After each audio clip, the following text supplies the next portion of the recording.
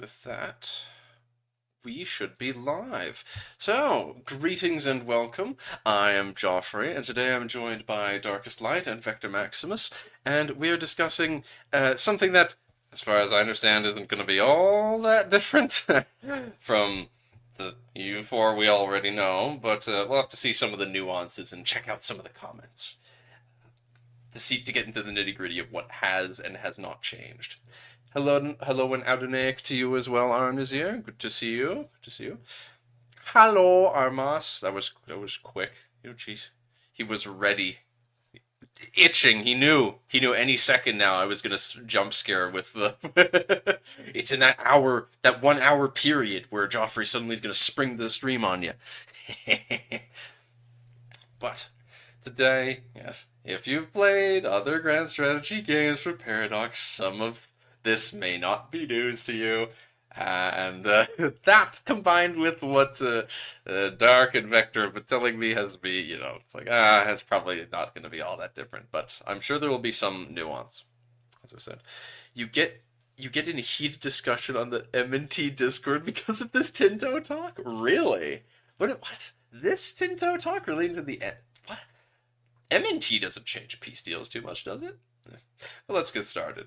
So, peace offers. To end a war, you need to negotiate peace with either the leader of the other side, or if you are the leader on your side, you can negotiate a separate peace with a single independent country on the other side. Yes. Shocking. Whoa, this is so different. Yes. Wait. Oh. Vector. I can hear someone on your end. But, you can, is this saying you can't make separate peace deals? Huh. I mean, it's just making it sound like you can't. Because, oh, to end a war. Never mind. One thing that is important to notice is that if you declare a war for a goal to conquer a certain province, then you cannot take any other land unless you take the war goal. Okay? You need to at least get the war goal. That makes sense, yeah. It's interesting to think that that's not the case in EU4, but kind of makes sense. It would be very funny to imagine you keep declaring war for the same thing and then just never actually take that in particular.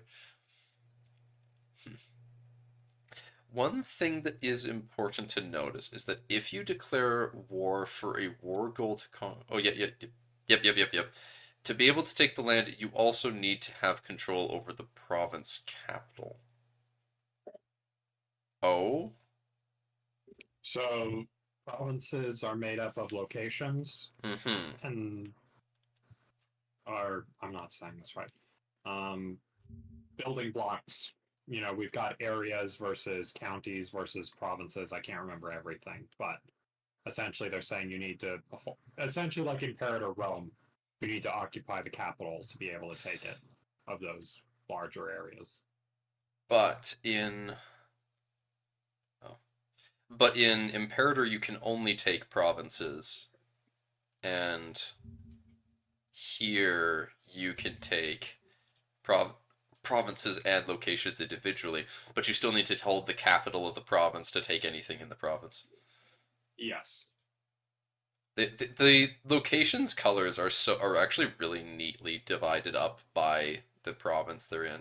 So I don't even need the provinces map most of the time to look at them and just be like, oh yeah, you can see that these these four here are part of the same province. So whichever one of them is the capital, you need to hold that to be able to take any of it. So if that means that, I guess, oh, there's probably some interesting examples of that I won't go scouring for right now, but or maybe I don't know.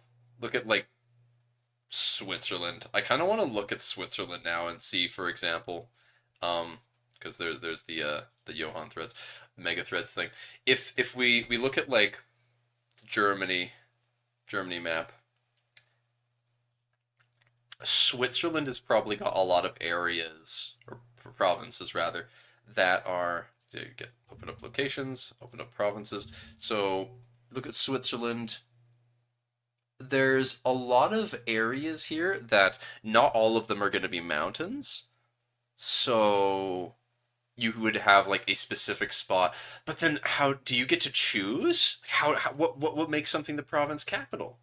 Do you individually, if you own all of I'm it, you get to assuming be like, it's I'm assuming it's a hard coded thing, similar to or it's an auto select thing, similar to how there's a hard coded capital barony in CK2.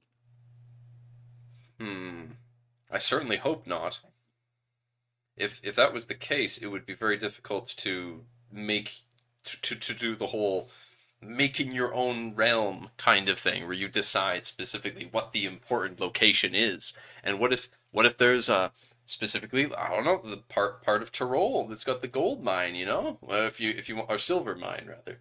It's gold in EU for abstraction's sake. But you know what if you want that specific location to be the capital, but it isn't. Yeah. Province capitals and imperator can be chosen by the player. Ah, okay, that's good. I assumed as much, but yeah. So you probably can do it then, and whatever you've chosen. So if you've got a region that is on your border and you want to be able to defend it effectively, then you just make the province capital of that area on the mountain with a fort. Ooh. Hmm. You only need to control the location, I believe, to take it in the piece. Yeah, yeah, yeah. You only need to control the location, but like specifically, you need to control the province capital to take anything in that province. It's sounding like, hmm, which is interesting. And aboard do.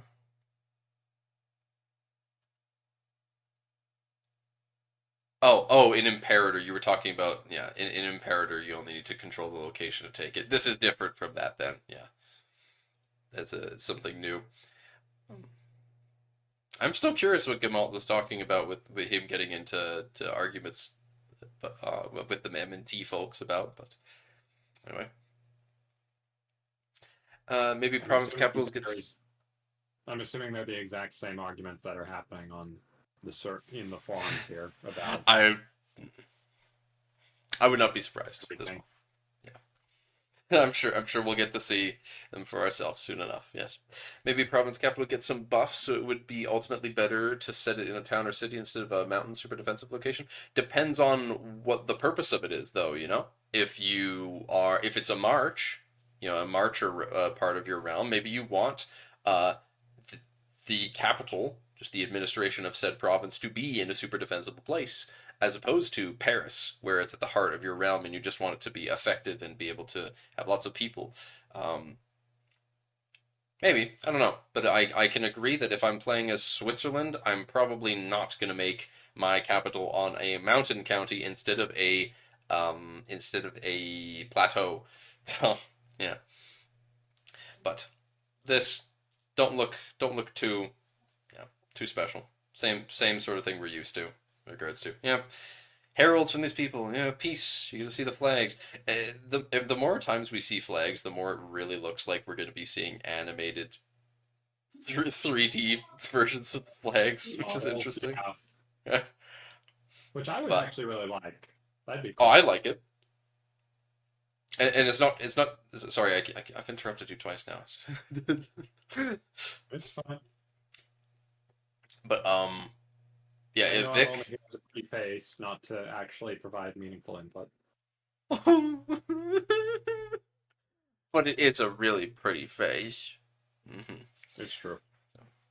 Uh, I think then I do not play Vic. Does Vic have 3D flags? Kind of. Hmm. I don't know. They're Well, essentially just like that, though. well, at any rate, I'm sure it wouldn't be difficult to make these because yeah, I'm sure you just like code the flag the same way as anything else, and it just makes it wave and stuff. You don't like the EU4 shield, so it's a win. Yeah, yeah. Not not a big fan either. They really grew on me, but I don't mind this either. I used to play with mods that changed them all the time, but eventually I just stopped caring that much. I prefer rectangle. The parallelogram.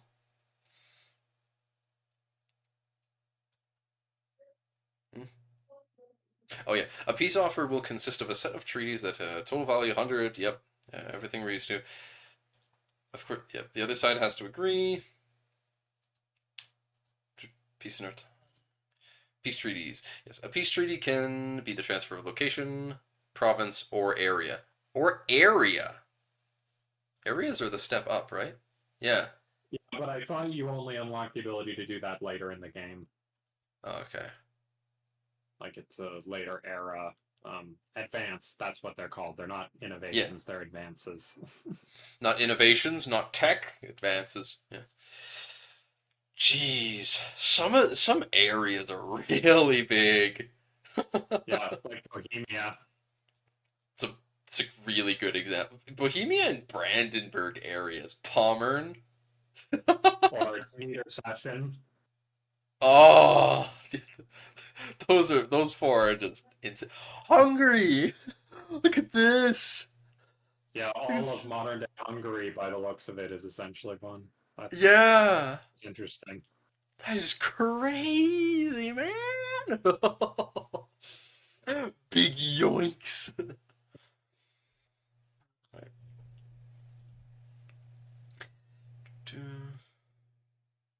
Right. Oh, Gostinian to the Teutons. Ooh.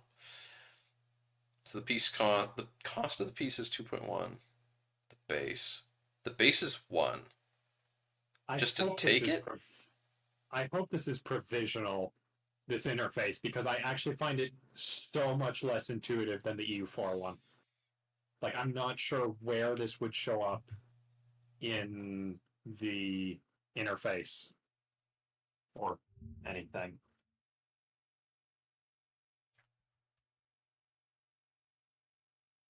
We just can't see anything of what's around it. Yeah, what the rest of the UI is. So maybe it works in Mhm. context, but at the moment, this feels super unintuitive to me.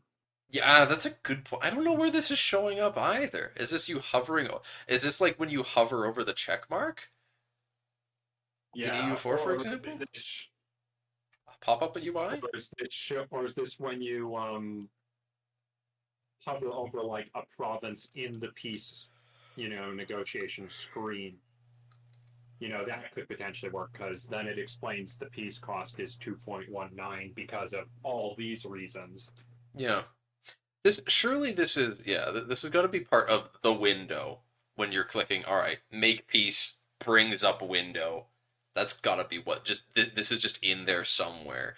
But at the same time, this is very clearly a single window, and it's saying like this is the name of it, and this is the piece cost, and it's very clearly this just individual rectangle which looks like a pop out of some sort, but I don't know why it's popping out.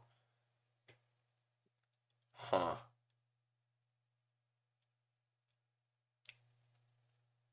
Oh really? I didn't rename the video the stream properly? That's weird.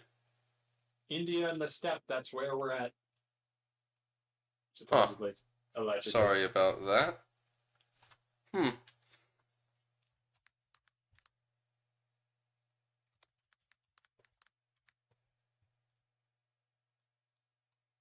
I have been adjusting to a new sleep schedule, so I'm somewhat off today.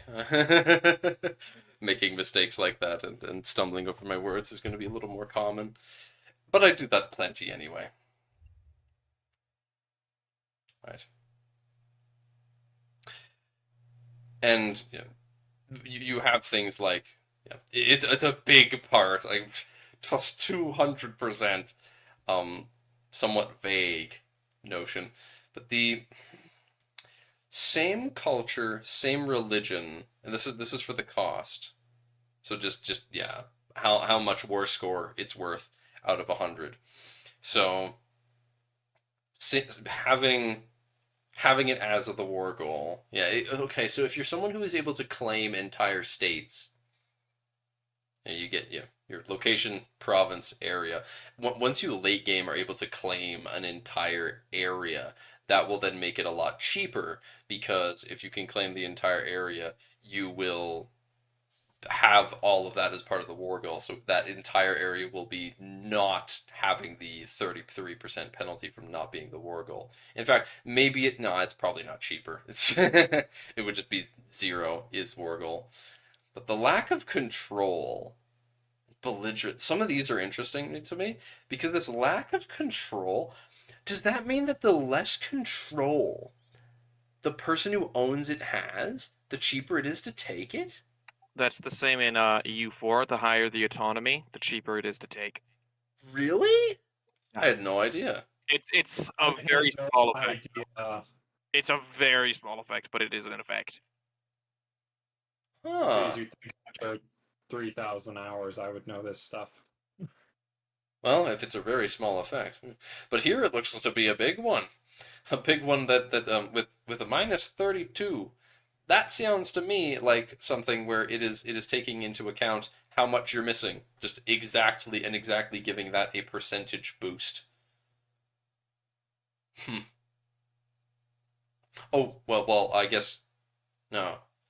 This is probably something that they have really bad control over. So it's probably like they only have 32% of it, or 32% control or something.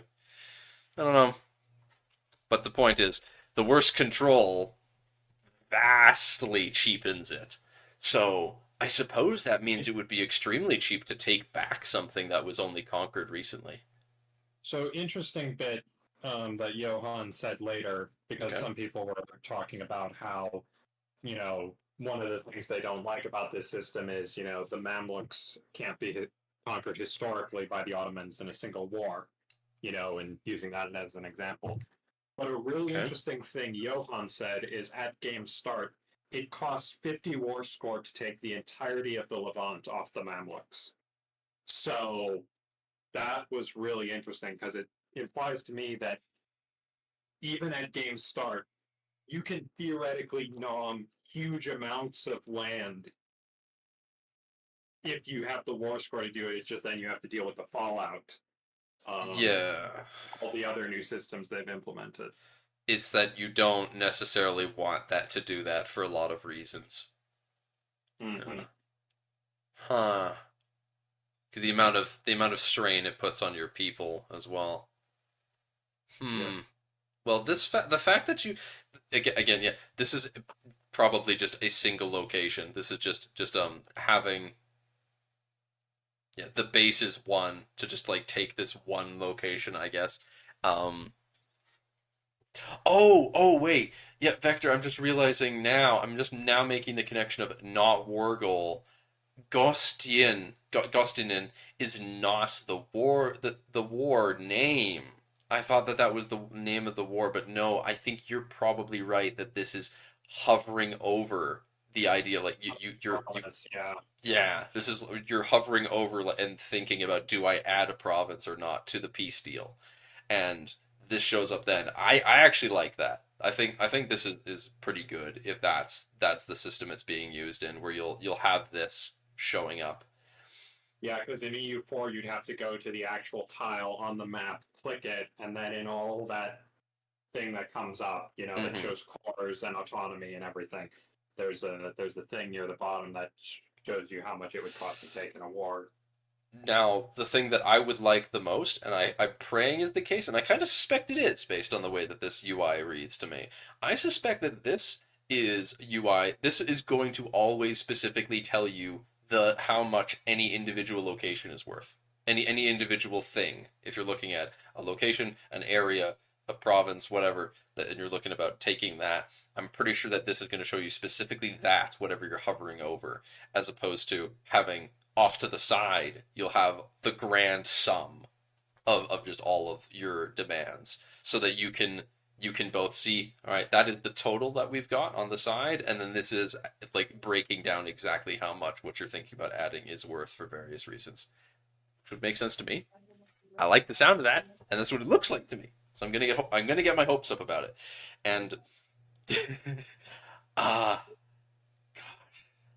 I can't wait to see how this plays out. Where again, as you're saying, Victor, it sounds like you can, because this is just a single location. It's 2. It's only worth 2. And that's with it being a big part of Plock. Yeah, giving it a 200% cost modifier. Yeah. The whatever, like, trashy locations and such, probably worth a lot less too. This is only 2 war score for a location. It's not necessarily going to be much less because plus 200% of a base of 1. Mm-hmm. That makes it 3. Well, half. You make this is the total. This is the sum total because of the 75%. Okay. Yeah. But the big part of Plock is plus 200% Which would to make a 3. base of 1, which would be 3. Mm-hmm. So even if it's not going to be a significant difference between taking something that's like 1 war score or something that's 3. Depends on if we get fractions, because peace costs 2.19. We don't know whether this goes away. If this modifier just disappears, if it's not a big part completely. We probably will have fractions, judging by the fact they put a decimal there. Yeah. So you could go below 1 for location if the control is bad. Preserve conquering. Here we go. Innovating. They'll have a minimum, and I think the minimum is probably going to be 1, just because they don't want someone to exploit and stack modifiers to get it to 0. No, I doubt the minimum is 1. I bet the minimum would be like something less than that, but there's got to. No, 1's a pretty logical answer, though. It might not be 1, but there's going to be a bare minimum that it can't go below. Of course, definitely. And I prefer that to be the case, because as the game goes on, stuff is going to be more expensive to take, but you'll also get more modifiers to reduce it. So, yeah, as long as it... Yeah, I like that. You don't want it to be in a situation where people can take, like... Yeah. Well, I don't know. Whatever. We'll see. But I do like a lot of this like breakdown of information with lack of control, belligerent societal focus, or whatever that thing is called. Which is another system I really like. The idea of like, oh, you're belligerent and it makes it cheaper to take stuff. The power projection, again, that goes up. I assume that this is power project. This is your how much over them you have power projection. Because otherwise this would be an oddly small amount. But hey, maybe it is just power projection yours only, and then as the game goes on, as your power projection goes up, it just becomes way cheaper. But yeah, no negative war score. Yeah, taking this location gives you war score. Arnu's here. It's so terrible. The Poles just want to give it to the Teutons. Please take it. But yeah, numbers still being tweaked. We shall see more later, I am sure. Now, aggressive expansion. It's one of the drawbacks of strengthening your own country ahead of others. Taking territory is one of the easiest ways to increase it. While taking land impacts your own country a fair bit, it also impacts the opinions of other countries near the source of the aggressive expansion a fair bit. If you get your aggressive expansion high enough, countries with a low opinion will join coalitions against you. Coalition is an international organization. Oh, I forgot about that. Oriented around severely reducing the power of a single country. And I completely forgot that they had said before that coalitions are an international organization. They sound so incredibly flexible. I can't wait to see how the nitty-gritty of that code works, what all the different things you can do with it, because I'm sure that there's many fantastic possibilities that we can't even imagine yet. You cannot even comprehend the possibilities. Yes. Maybe even the possibility of making a building-based country an elector in the HRE? Maybe. Hopefully we can make building-based countries parts of international organizations. I'm sure it's possible somehow, but we'll see. Now, Lithuania becomes a vassal. I wish that they were showing us the war score cost for this. Damn! 93... This is over 100 locations. Yeah, it's like 102 locations or so, and they're 103. able to take it. 103. 103 locations, and they're able to subjugate Lithuania to get all that. Wow. Oh, lack of rivals increases it. Oh, that's crazy to me. Yeah, it's pretty bonkers. They're capable of doing that. You also think that countries can be part of multiple international organizations at the same time. It is true, and it's very cool. I know that. I've already said that because the Catholic Church and the Yeah, HRE are both ones, I believe. the Swiss are the true stackers of international organizations because they're part of the Catholic Church, they're part of the HRE, and they're part of the Swiss cantons. They are part of three different ones, same as the North. Yeah, the Italians are part of the Guelphs and Ghibellines as well. They're part of three. 73 aggressive expansion is almost crippling if it works similarly to Imperator. It's crippling in EU4 too. Yeah, because they already said over 50 and a negative opinion will make them join the coalition, so I didn't it's the think they exact say. same as EU4. Yeah. Did they say over No, 50? don't say that here, but Johan says it in a comment. Bloody hell. So you're Not not even taking like. all of that. You're not taking those over 100 locations. Yes, I am. Well, not unless you improve opinion with a bunch of people, which you probably need to use your cabinet members to do because you don't have Yeah. diplomats blowing out of thin air anymore. And you apparently want to have rivals. Yeah. Piss a lot of people off to make it less unexpected for you to do big plays like this, I guess. Piss a few specific people off to avoid pissing off everyone else. Yeah.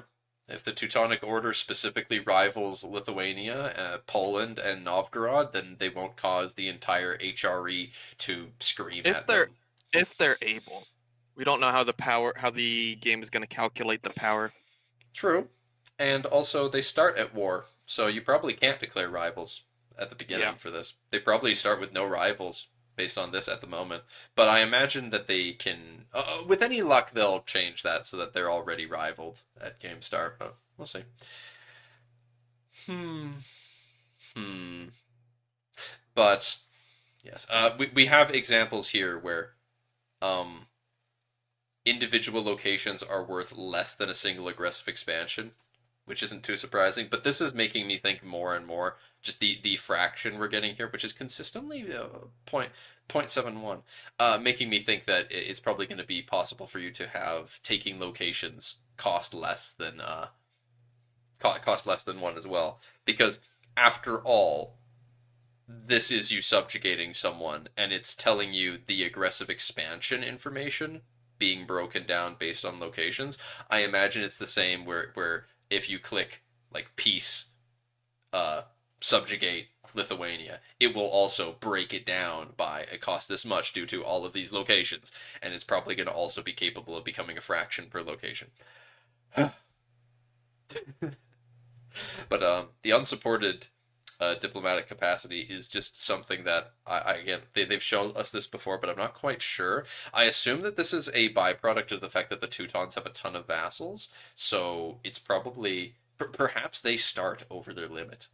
Maybe they start with too many vassals and they actually are over their capacity, which is something I had never even considered. The fact that in EU4, you've got your diplo limit, and if you go over that, you get penalties. But in here, you've got your diplomatic capacity, where it's specific things that you choose to do that cost different amounts, and you can theoretically still go over the limit. I just never thought it would be possible, but I guess it is. And if you do go over it, it'll just cause you penalties. And this is one of those penalties where they've got a little bit more, a little bit over their limit, and it's causing a less than 1% boost to their AE because they have not enough diplomats doing shit. But anyway, moving on to war enthusiasm, which is something I've been curious about, but I imagine it's basically because they've mentioned it, but I imagine it's basically just reskinned war exhaustion without too many tweaks, because they haven't changed too much here so far. And I think this is the last one, right? Yeah. When it comes to how willing a nation is to fight, it much comes down to their war enthusiasm. If this is high, then the AI is unlikely to accept a peace that is not favorable to them. This is determined by the state of the country. With war exhaustion, control of the capital, and military strength being big factors, is war exhaustion a different thing? I don't know. The leader of this. Oh yeah, because enthusiasm is a thing in EU4. It's just only shown in like one tab, and it's only for the AI. Yeah, war exhaustion is its own thing. Okay, I'm down for this. Probably more like war support in Vic 3. Yeah, well, there is like a calculation in EU4 for what your war support is, but I'm pretty sure it is only for the AI because it determines whether or not the AI is willing to accept stuff. I don't know whether or not this actually affects a player in any way, though.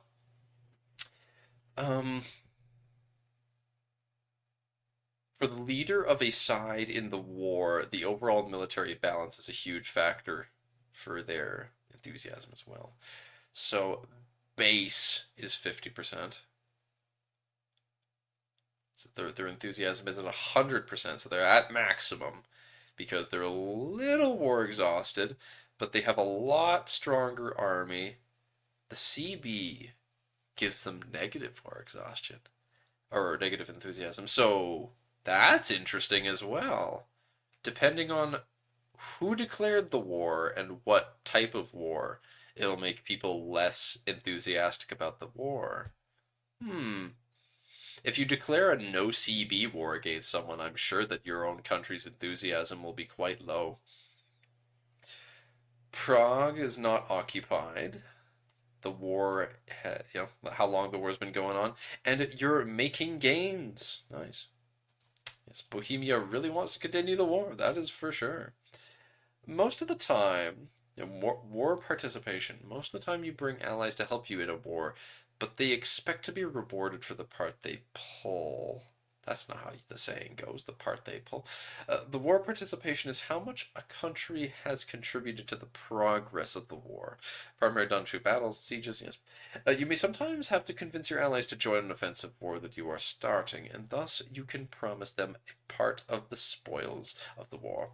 If the parts that they gain from signing the peace is less than their participation, they will get upset.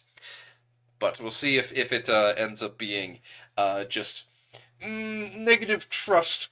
Trust go down. Big yawn.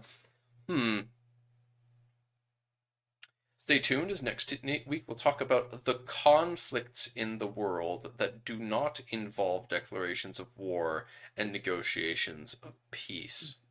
I don't know what that means. Rebels? Rebels, maybe? Raiding of some sort?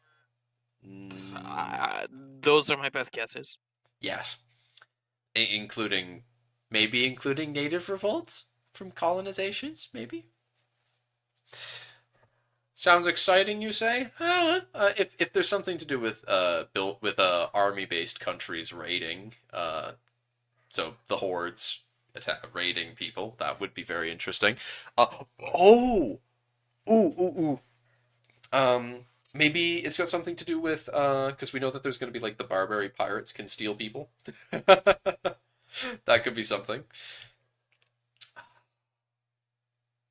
But I don't know. It could be interesting. Oh gosh. That's rough. Yeah. Because it is mostly just EU4 stuff.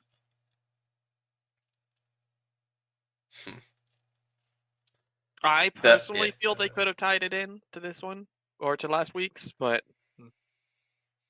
But do you think that this is a bad one? Do you have an opinion on like they should have changed it? No, I mean, I don't do coding like that, so I don't know how hard it is. They say it's hard. I believe them. So. Yeah, I mentioned it before we started the stream, but I think there is legitimate criticism to be had in terms of not improving how the aggressive expansion system works in terms of, states and regulating expansion. But in terms of the what I consider the root core of it, which is declare war, there's a war goal, you sign a peace treaty, fill up 100 war score cost. I think that's perfectly fine. It's not revolutionary, it's not innovative, but it works. And frankly, out of the Paradox games I've played, EU4's has the best peace system of the lot. So if they're just going to copy and paste that, then I'm fine with that, generally. And they are innovating on it a bit. Just a little. Just No a need to. little, yes, nothing radical. It's the best one they got. No need to toss it out for a completely new concept. Uh, and the amount that they are tweaking how the interface, even just the interface changes, seem like they're very good based on this. If it's working how we're speculating, that would be really good. And there's a lot of factors that are involved in how much stuff costs, and it's all very transparent. That's nice. The AE is something that I would like to be nuanced, but I'm not the one to tell people how it should be. Because I'm pretty sure that the whole like Lithuania becoming a vassal of the Teutons, for example, I'm sure that this is something that, like in EU4, it is going to affect different countries differently, where you won't have this aggressive expansion of 73.8 hitting Catholic countries that are of different culture and far away, from Lithuania quite so much as it would affect, I don't know, someone next to Lithuania. Even though Lithuania is kind of isolated, there's no one of their culture and no one of their religion around, so kind of just easy to pick on. But yes, you were correct, Arnuzir. The first comment is in fact, wow. Old Sealand at it again. So I salute you, my friend. Wow. All right. Now let's see what the responses have to say.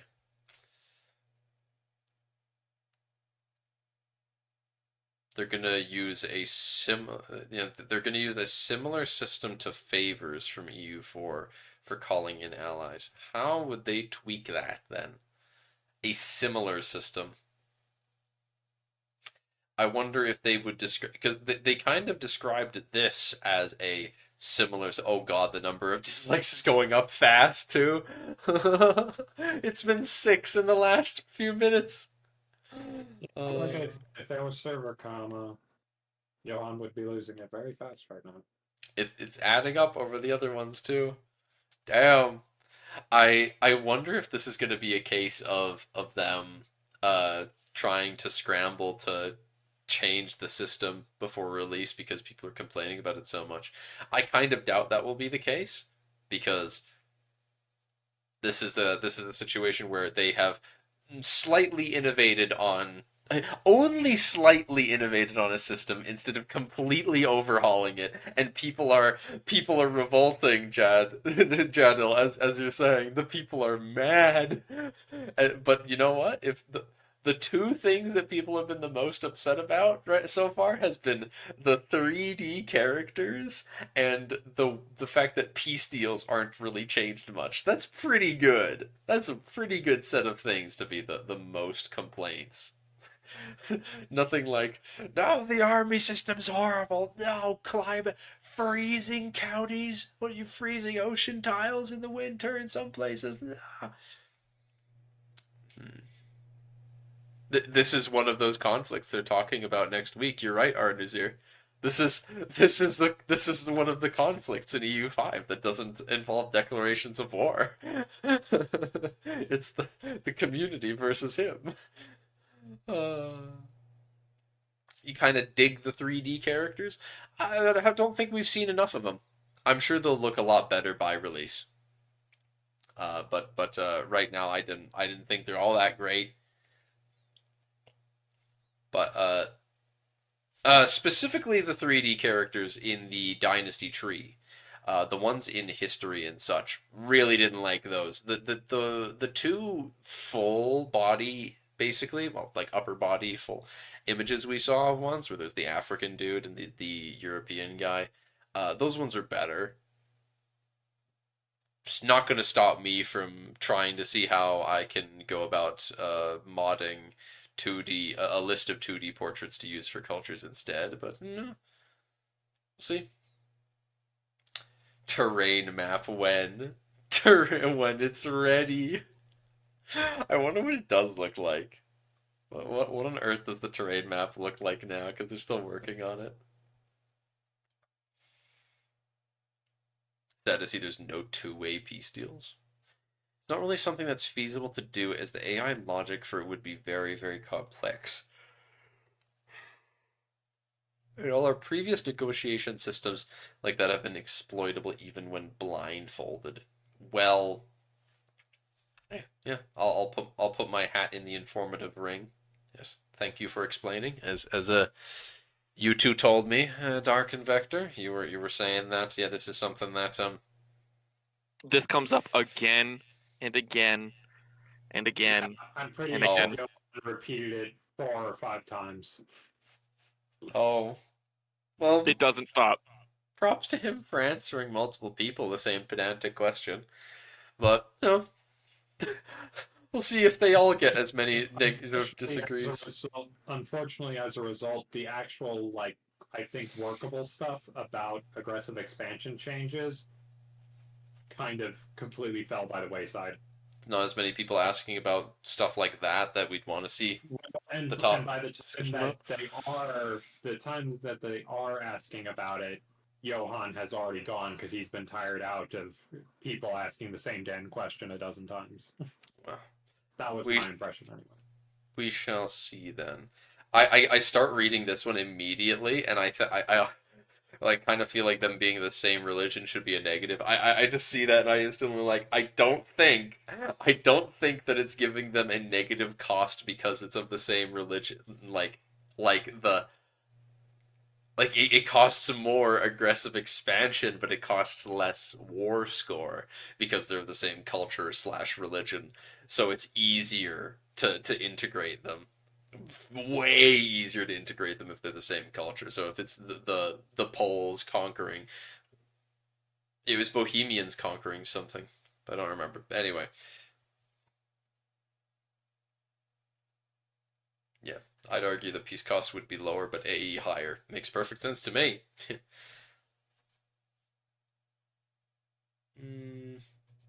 What are the effects of AE on your own country? No, no. What are the effects of AE on your own country? No. It moves some societal values over time. Wait. Oh, less stability like Imperator. This is no to that. This is actually interesting then. It moves some societal values over time. So like belligerent probably goes up. Reduces your diplomatic reputation. Reduces your cultural influence and makes your spies way worse. Wow. Again with the cultural influence thing is something well, think about it. Think about it. I mean, who wants to host a Russian spy in the modern day, for example? Whereas, of course, say, the British are an American spy, in a lot of places they'd probably get a, if not welcome, they would at least be, well, you probably aren't the worst thing, so, so long as we understand you're there and can kind of, to a certain degree, corral you, will tolerate you. Mm-hmm. Be It's less a weird comparison, I know, but well, no, it's not a bad comparison at all. If you take the countries in the modern day who are doing aggressive things, all over the place, are considered like diplomats and important figures from them who are like the sort of people who would be people from that country are going to be more carefully watched, and as a result, spies are going to be less likely to, or more likely to be spotted. And cultural influence, well, as someone living in southern Alberta, all of the pierogies have been suddenly rebranded. Huh. What country they've got the name on. Yeah. It's kind of weird. But so cultural influence makes a lot of sense too. But we don't know what that does yet. They've other than that it among other things, it has an effect on assimilation, but we don't know. But I expect it ties into the fact that yeah, we know that there's this cultural influence system, and we know that religion, or no, language. Language is a system somehow. But we don't know what that does either. So I'm almost wondering if there's a way that the game causes you to somehow influence cultures. Do you change them somehow? I highly doubt it. But yeah, it's interesting to think about. Once again, reposting this image until you show us a towns and cities Yeah, map this of is the world. this is one of the good posts. Yeah, I was here being all like, oh, I mean, so far they've actually been pretty decent. The posts, huh? And it said green is cities. Yeah, greens are cities. No, Constantinople's a town, whereas that one we're in, all those places in Bulgaria are actually cities. There's actually a city. The mighty city of Stockholm concurs. Yeah. Damn. Riga's a city. Alright. I'm here for it. I think city is probably somewhere from 20, 30, maybe 40,000 are up. I don't remember what they said the numbers were. I know it's also a legal thing, so there's something you need to do to legally designate something as a city. You know, you need to be able to designate it at that, and I don't know if it may well require a certain population, as you're suggesting, but there's more to it than that as well, I'm sure. Look at that beautiful Terra Incognita. I'm sure that this is exactly what it's going to look like, yeah. Hey, this is probably what the Europeans will have vision of, though. It probably is. That's probably what this image is. Well, to a degree. Yeah. Your average Western European. You know, of course, Dimitrov will see further east. Yo, there's a little exclave of the Golden Horde up there. Maybe nations with similar languages get relations bonuses, like nations with the Latin language. Maybe making diplomacy easier between people who have the same court language, because you know they're both Irish, for example. The Irish tribes just like each other more. I could see that for sure. Oh, Portugal and Spain have a way denser population than I would have thought. It's kind of a meme that the Iberia is very lowly. It's very low population. Trust me, that's not as dense as you think. Towns aren't particularly big. Well, that's still a number of cities. It's kind of been a historical trend for the Iberian Peninsula, though, is that they have a few fairly concentrated major cities, and then its countryside is pretty loosely populated, if I remember correctly. Like, look at Italy, man. So yeah, you get big ones like Barcelona, Valencia, Madrid, etc. Lisbon, but the countrysides around those are less populated. There's two cities. I mean, the one on the right is Granada itself, and that's a plateau farmland that's very good.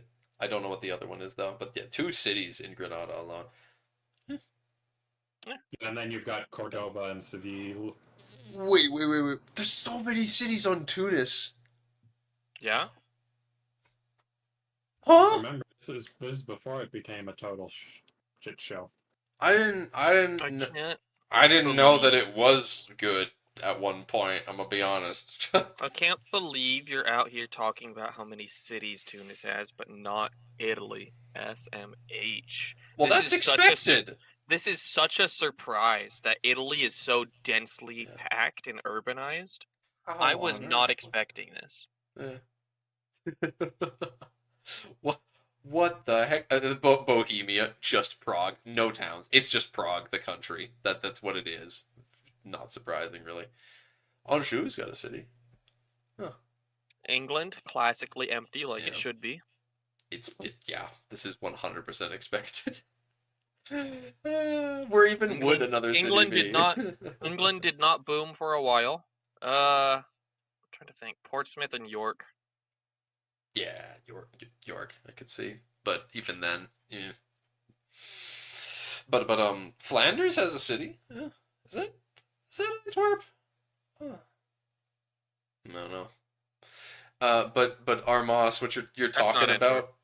I think Antwerp's further east, but yeah. Antwerp became bigger slightly later. I think that one is Bruges. I might be wrong. I don't remember what it's called specifically. Is it just me, or is this not April the 1st? Because Prussia seems to April the 1st, 1337. Yeah, yeah. I forgot the game. The game starts in April Fool's Day. Um, True. uh, Prussia does not. Oh, you mean the Teutons? Yeah, the Teutons own a lot of land in there. Yeah. Um, they have a lot of subjects in the area as well.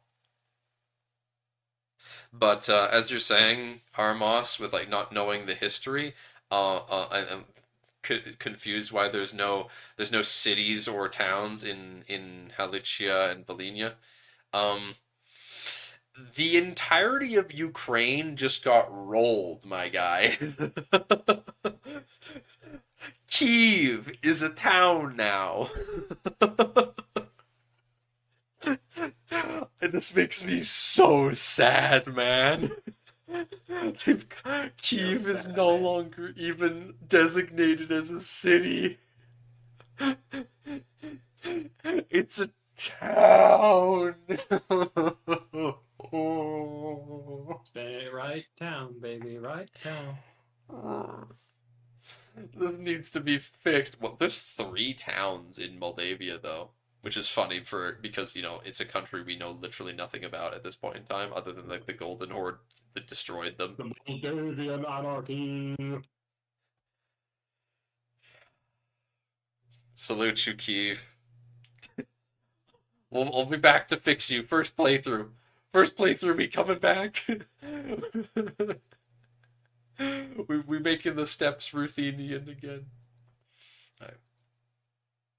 But I mean, also Ireland sounds like a really fun playthrough. I'm sure they have tons of tribal pops, like just a really haggard gameplay to try and modernize.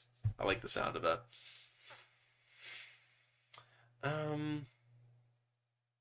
How long do you intend for a CB to last?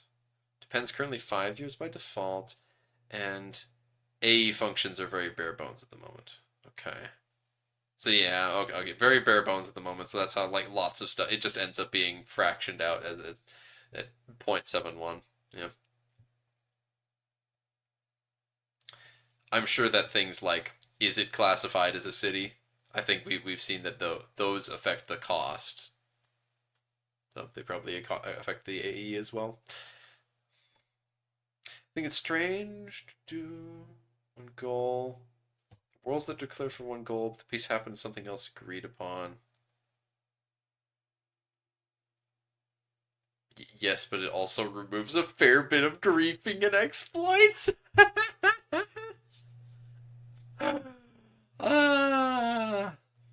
Alright. So, what I've got to say on this is if the war goal is to conquer something, and you aren't even conquering that primary thing that you made the war goal, then I think it makes perfect sense for you not to be able to take anything. Like if you if there can so be again like the exploit kind of things of you take all of someone's land surrounding like a single location, and you just have that one location in your country that's like completely surrounded by you, and you just keep declaring war on the person for that land as the war goal, and then you just always get the war goal for free with giving you war score. Wow, yay! So I think it makes sense that if you're going to want to take land, and you're able to, that you have to at least take the war goal before you take other things. But if you declared the war for insulting them, for example, just a humiliation war, then well, you're not held to that. No CB wars also don't have no CB wars do not have a CB, so there's no war goal, which means that if you're doing a war to just then you of aggression, just flat out, you can attack for whatever you want. Um,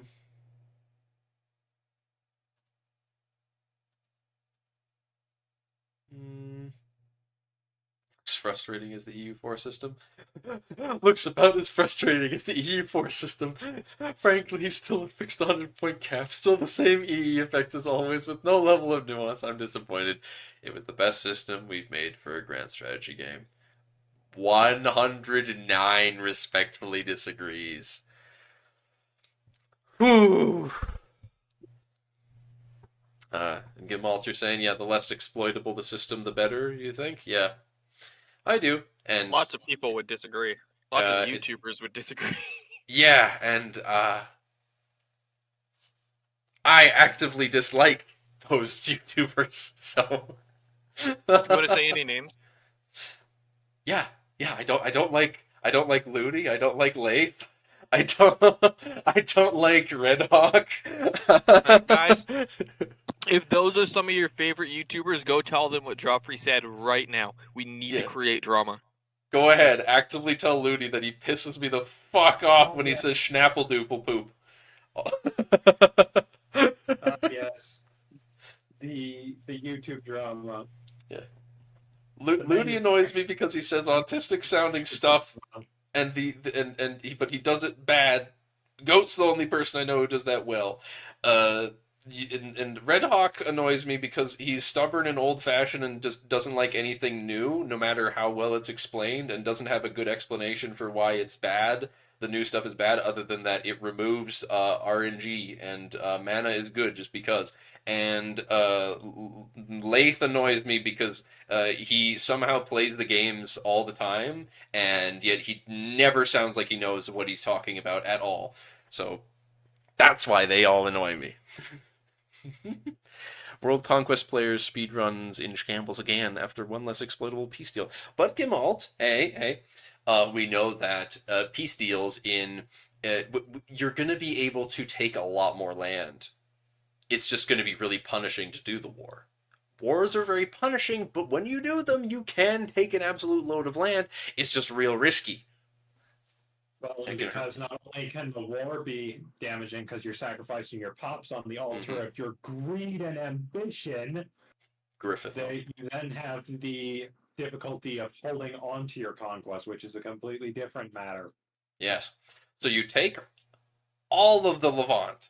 You just take you conquer the Mamluks as the Turks. Now what do? You've got at that point in the game, maybe you've got 4 ministers. So congratulations, you have 4 ministers. So you can be simultaneously coring 4 counties at once, but only those 4 provinces rather. And not even coring them, strictly saying, it's just integrating them so that they stop being like 100% useless to you and extraordinarily disloyal. So you've got all of that extremely disloyal land. All of it's the wrong culture completely. They all despise you and they're going to revolt the first chance they get. So you're going to need to keep raising your army and fighting them. So this is more revolts that you're needing to do. Your ministers are consistently put on trying to integrate all of that land. Or you've released a subject. But you can only do that so many times, and that subject's not going to like you because they're going to have a lot of land, and they're not going to be your culture. And then when you keep fighting these rebels over and over again, and if you then continue to blob even more, your primary culture is dying out. You're killing your culture. Look at the size of those Bohemian states right next to those puny German ones. You got Prague, 1, 2, 3, 4, 5, 6, 7 locations, and then you just get like, where's the one that best suits my narrative? None of these are small dark. They look small, but they're Locations, not. they're small pixel-wise. You get this one. It's like 1, 2, 3. This one's 5. Oh, there's 3. There's one that's 3. There you go. Like I said, they're smaller in terms of pixels. Yeah.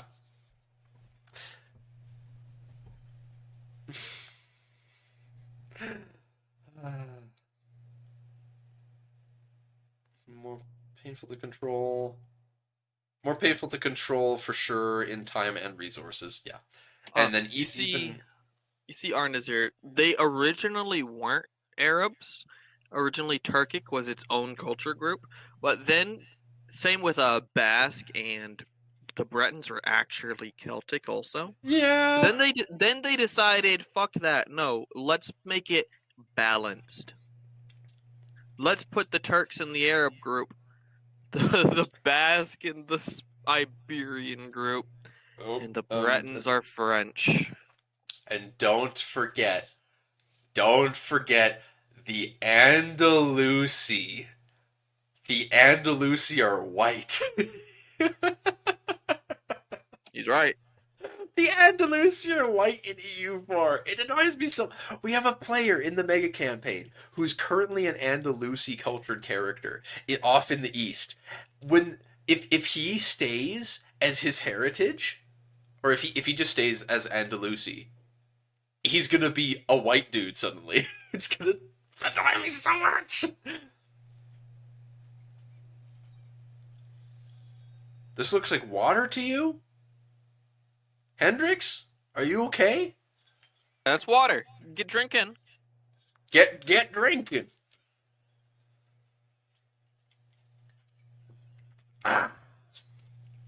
Now, this is Clementine. This is Clementine Italian soda. Here you go. It's tasty. It's an orange. The one source of entertainment in Alberta. Drinking Italian soda. Yep. I kind of doubt they were mostly white by this point, Arnazir, but that's not my prerogative. So if you're talking about the Andalusians, yeah, they were mostly Iberian by ancestry. Oh. So they wouldn't Oops. look much for any of the other Spaniards. I kind of just pictured that the rulers of Lake Granada would be looking Arabic. We literally have a record of a caliph of Cordoba with blonde hair and blue eyes. Joffrey, I'm not gonna lie. Arabia did not have a big enough population to colonize all of Persia, the Middle East, North Africa, and Iberia, and seed it with people that looked just like they were from Saudi Arabia. Well, they pulled it off with North Africa. I thought they pulled it off with the southern part of Iberia too, but Well, I guess I was wrong. Culturally, North Africa was Arabized. In terms of their ancestry, it's more mixed than you might think. There's also a lot of Berbers. Yeah. And they are darker. But if I recall, the Turks were pretty fair, if I recall. They're just Greek. What do you mean, dark? Not even start. No, they were the original founders of the Roman Empire. Get it right. I'm pretty sure they're Trojans. That was the finish. No, see, Rome was founded by Aeneas, Prince of Troy. And Troy is a Turkish city. It is well known to be Turkish. We got him on the run, Dark. He's ready for the killing blow. All we gotta do is strike now while he's distracted. Throw you down, or else I'll start posting cancerous gifs in the chat. No. Alright, we can continue on through the rest of these now. Bilateral peace deals, no. Extra portion. You can take the Wargle and other stuff, yeah. informative. Cultural influence twice. The war score cost of location. It's a fun bug. One was increase and decrease. No. Oh.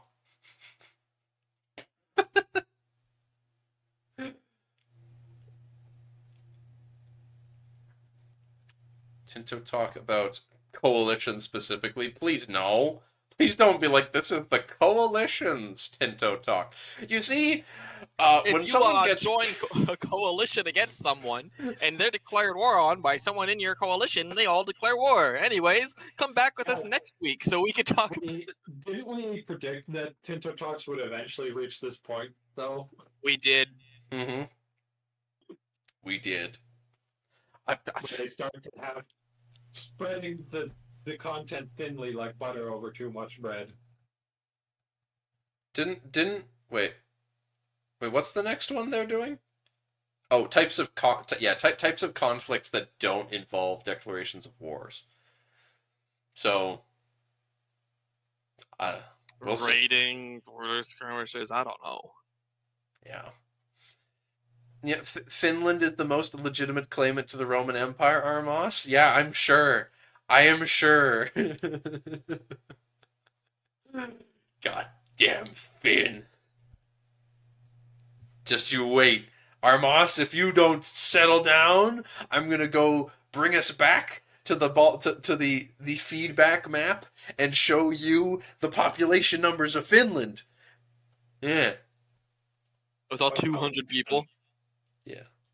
All like 1,000 people living in the entirety of Finland that aren't all the like 1,000 total Finnish people. Why is there no bilateral peace? I don't. That didn't really happen in this time. I don't think even. Like it would be neat. It actually happened, but it wasn't terribly common. No. It's such a You're either niche won or you're thing. lost. It is such an incredibly niche thing that can have so many possibilities for exploits that it's just completely pointless.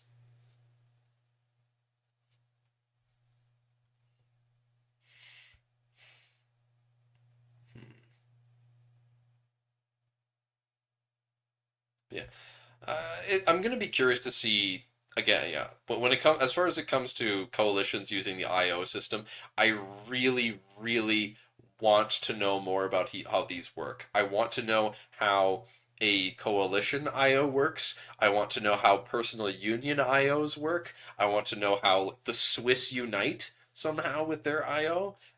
I gotta know. Only the special wars like religious wars. Yeah. Mm.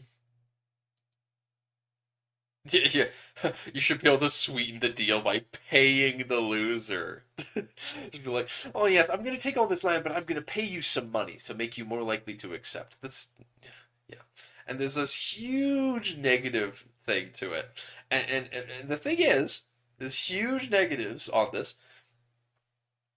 The more that they talked about like exploits, I know for a fact that if they had the ability to do that, where you could just be like, well, okay, in the peace deal, you give the loser some money and it makes them more likely to accept you giving them land. That would instantly become such a meta thing to be like, oh, you take this land, this much, and then if you pay the money, it lets you take even more, and then you just make the peace, and it doesn't affect your country. Then you don't need to damage your country or the land you're conquering as much. And it's like, no.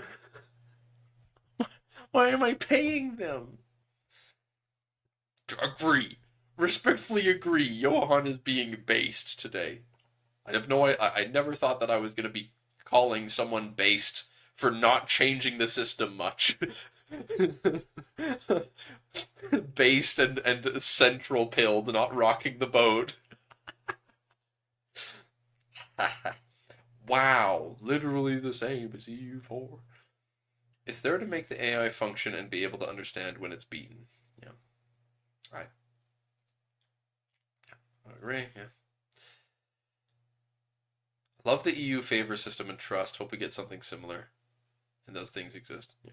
Here, I'll add another heart eyes thing. Sure. I like the concept of the favor system as well. I like the the notions that the favor and trust system tries to convey, and I would love to see how they try to innovate on it. So yeah, there's so many negatives. Two-sided pieces. Without a war goal, it's much harder to enforce a peace. Yeah. Okay. The catch is there's no way to get ticking war score if you do not have a war goal. Yeah, there's no CB, you have no war goal, so it's a lot harder to get higher war score to actually enforce a deal, which means you need to just conquer a lot more of the person's country. There's a lot more sieges and battles that are going to be required. It's like Johan said, the complexity is not a linear growth, but exponential growth. It's not worth the development. Yeah, people, yeah, not everyone. The three of us here in this podcast here, we do modding stuff, but we don't got a clue how complex the stuff in the back end like that works. All that we can know is just having the vague concept that it is ludicrously big as you go up. So, yeah, and the benefits you get for increasing that exponential complexity diminishes rather fast. Because there comes a point. Like, for example, we have found that people legitimately find the most benefit in terms of enjoying their campaigns, giving them shape, and things of that nature with very simple flavor-based decisions, instead of tons of random events and stuff like that. I mean, people love a good, deep, in-depth chain, but in terms of just free form, letting people enjoy the world, sometimes the very simple stuff is worth far more for return on investment than this really complicated, convoluted stuff. Rest in peace. People love those Margaz stuff, but at the same time, sometimes people just want us to give the Scorpion King a decision. I kind of want to, just because if we gave him a decision, so many people would play him more. They already love him. Decision, make Scorpion stew. Perfect. For me in their religion, but it would be funny as hell. Probably, yeah. Perfect Scorpion stew. Decision for Eldberg. He still needs to make the fish and chips. We're still waiting for the fish and chips and the subterranean fisheries. Where are they, Joffrey? Get on it, Joffrey. Oh, no. Right now. Stop the stream. Make fish and chips. Fish and chips. Become the fish and chip master. Yum. I'm actively Vector. Speaking of that subject, that lore, the Eldberg fish and chips thing, has changed what I'm gonna do with Eldberg in my own setting, because really? That's hilarious. The reference of him in Realms is now gonna be changing the actual like original implementation of him in the world that he's from, where I'm now gonna stick him in a region that's next to a subterranean sea. He's gonna be a naval power on the subterranean sea, because like we know that the Caspian Sea can be navigable. So yeah, I want to make an underground ocean that you can sail on and stuff. So there'll be a Thunderdome around that. I'll make him one of the dudes there. Subterranean fish. Instead of stop stream, Realms in Exile modding stream.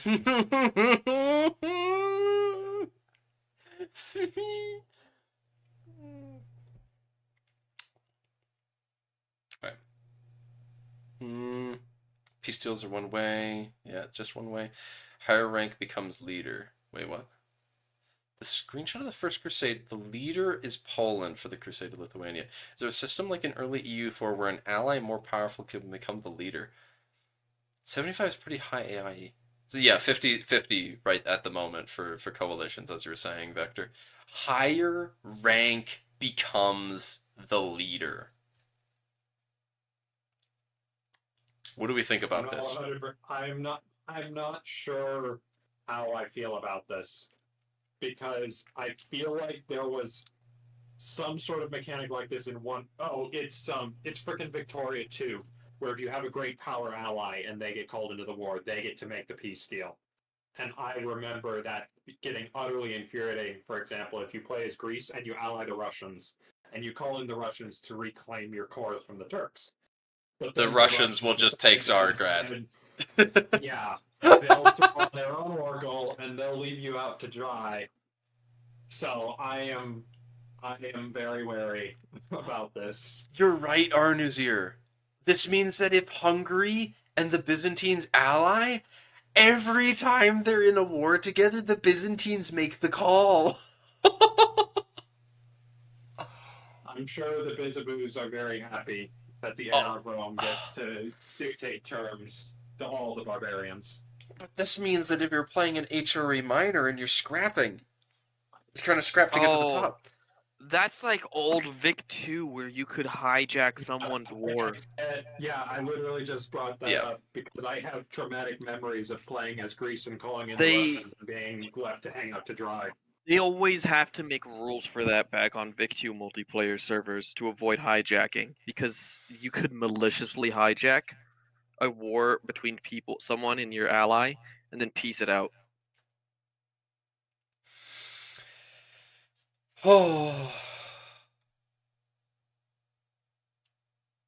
Yeah, interestingly, I don't think I saw anybody comment about that point.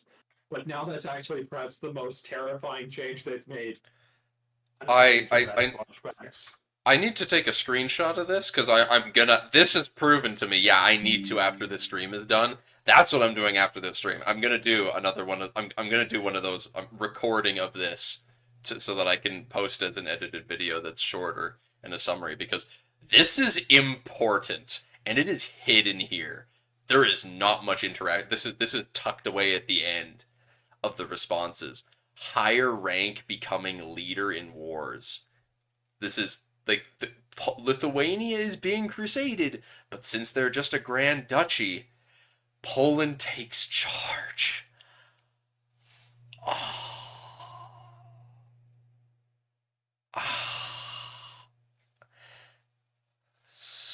Yeah, as you're saying, Jadil, yeah, it's probably possible to take control of a war that you just join late as a higher rank, dude.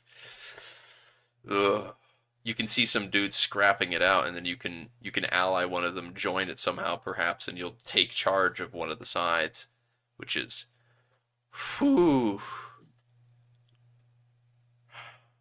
I do not know how to feel about this, man. Like in EU4, you cannot be the leader, but you can peace out with what you want. It's just that if you want more, the leader can just peace out everyone. Yeah.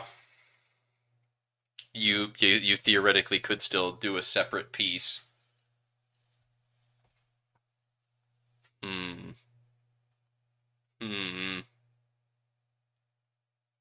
It's gonna be weird. Oh boy. Russia defeating some Turkic polity should be very upsetting among Central Asian cognates. A and the opinion impact from it is separate. Oh? Huh. Interesting. I'm not quite sure. So it's possible, for example, if you're a Christian and you're assaulting the Muslim world, you will accrue the aggressive expansion with everybody, but the negative opinion doesn't go down. So it's for, say, Christian countries, because then it's very easy to keep the Christians, if you're not being aggressive towards them, above zero relations, which means they won't join any coalition. That would be an interesting tweak to the system if they decouple those. I bet that's true. Or somehow give it nuance. That's an excellent interpretation. I imagine it's correct. It's probably a case of you, yeah, it still builds up the same, and if a Christian dislikes you, if you're playing Aragon, say Aragon exists, Castile is going conquering a bunch of Muslims nearby. There's still the Aragonese are still getting as much aggressive expansion from it. towards Castile, but they just don't have as much negative opinion, so they're less likely to actually act on it. Makes a lot of sense to me. Yeah, and I could even see seeing there being grades to it, So, if you attack a certain religion group, there's an opinion penalty in addition to the A penalty. If you're attacking into a particular culture group, you get, a penalty, so on and so forth. I could see a few different ways they do this.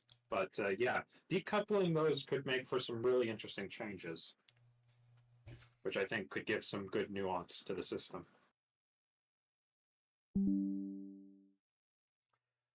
The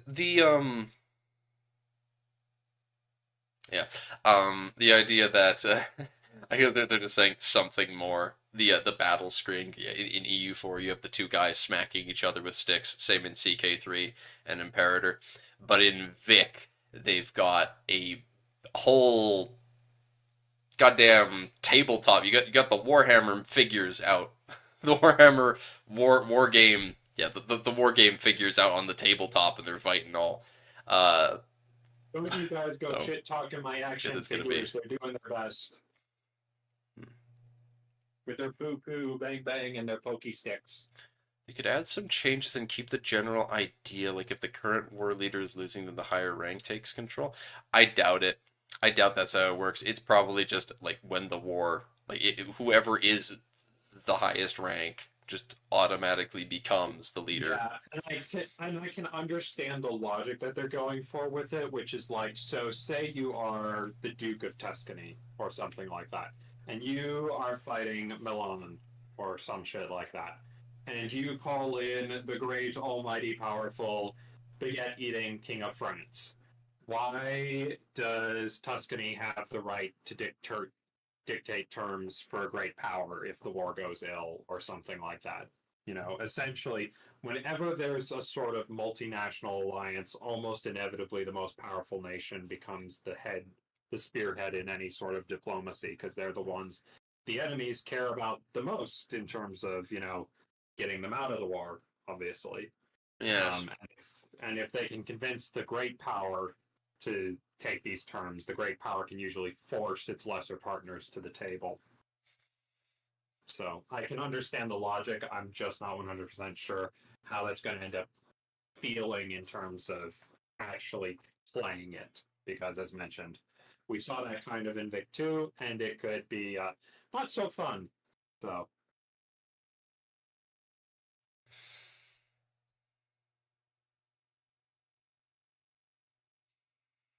I doubt it will be especially fun to be playing as Navarre and then having the British decide exactly how much you get out of the 100 Years' War peace deal if you win. But that's how it's going to be, it seems. Code. Code. Oh. List of all the different types of peace treaties that are in the game so far. Some are code generated, like gold sacrificing nobles. Sacrificing nobles? Claim Confederation leadership. Force renounce Ilkhan claim. Force tributary. Execute leader? Execute the ruler? Execute Order 66. Cancel debt. Oh my gosh. You attack you take money from a banking country, attack them.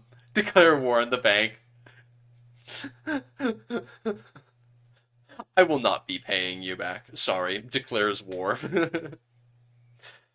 Sacrificing is definitely for the Aztecs, yes. Bankrupt, but that is a sacrifice I'm willing to make. Force convert, of course, yeah. But I don't know what a contour is, but Contour is it's the Hanseatic League special building that they can build. oh, it's the port. Yeah, it's their trade port special building. You're right, Arnuzir. That is just what happened to the Templars. The Templars being a banking faction, basically. The Templars just becoming bankers, really, and then the French being like, "But we don't want to owe them money, so let's just accuse them of heresy and then delete them." Now that debt's gone. Block foreign buildings. But yeah, They're just like me playing CK3 for real, for real. Borrow money from the Jews and then expel. yeet. Oh gosh, what a goofy button that was, man. Yeah, they changed it at the end to have a bit more consequences, but even then it was still goofy. um, dismantle fort. You can force someone to can basically force someone to demilitarize the border. Demilitarize the Rhineland. Yeah. Oh my gosh. You attack Spain. Just France attacks Aragon just because I'm like, nah, you got too many forts in the Pyrenees. Sorry, we got to get rid of those. What an interesting. I bet. Actually, I bet that's one of the CBs you can get. I bet that's one of those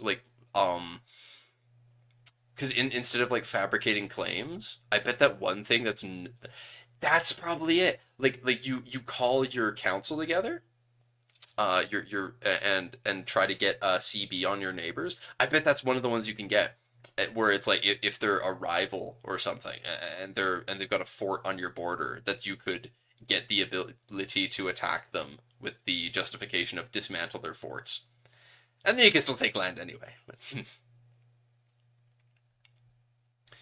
Yeah.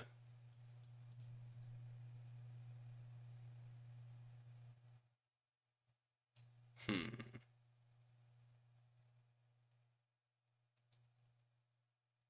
Please have the option to satisfy allies directly in a peace deal with money. Like a monetary promise. Huh. I like it as an idea because then you could have really rich banking families, essentially, banking countries, being able to literally bribe, a powerful state like France to join the war because it's like, okay, we'll give you a gazillion gold if you come in and help us. Yeah. Yeah. Hmm. Hmm. I mean, I as a banking country don't want land. I just want money. If I'm a banking country, I can't get land. I can only get vassals. But so if I'm a banking country, what I want is more money because with more money, then I can build more banking offices and other such buildings. I imagine that there's buildings that they'll be able to make that will give them troops, but probably not many.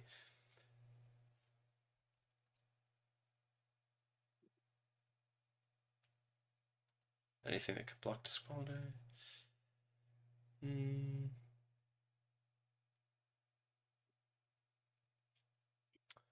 The whole alliance.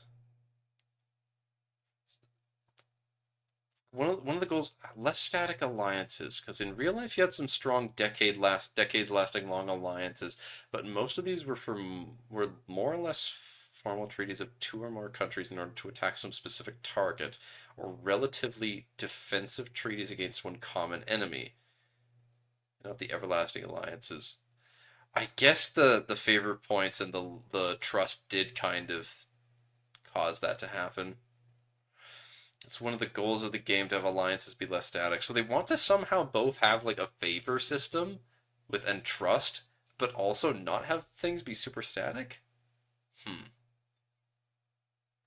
Why are people so mad about truces being longer with the more war score you use?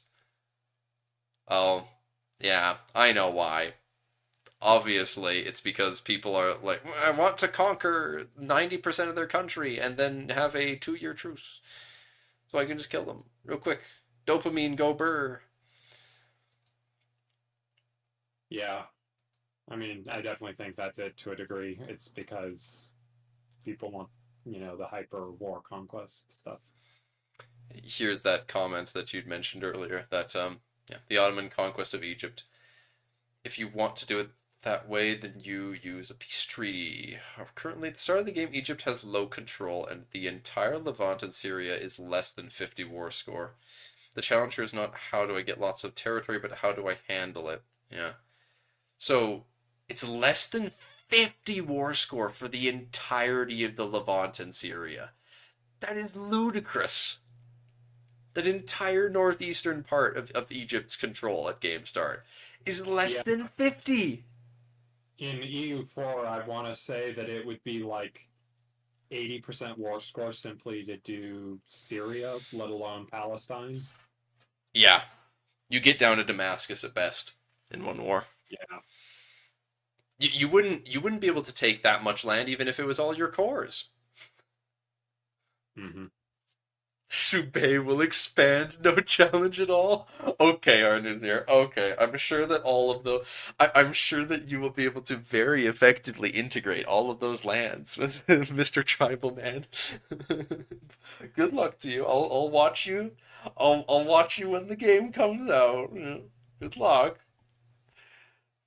because you're gonna need it.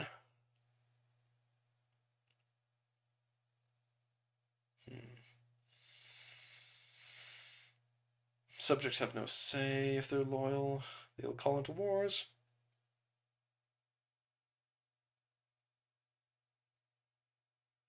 You're not forced to take an entire province, yeah. Okay. Yeah, you can snake. Snake. Snake. Snake. Colonel.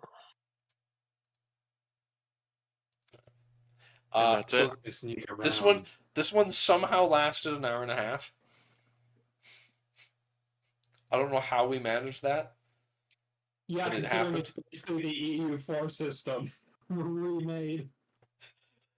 Just with little differences in it, and yet we managed to discuss for an hour and a half all those little things that are different. Oh, God. Rich. Oh, boy. Oh. Well, with that, I suppose we'll be ending this one here. So, I I thank you all for watching, and I hope to see you next time. Bye bye.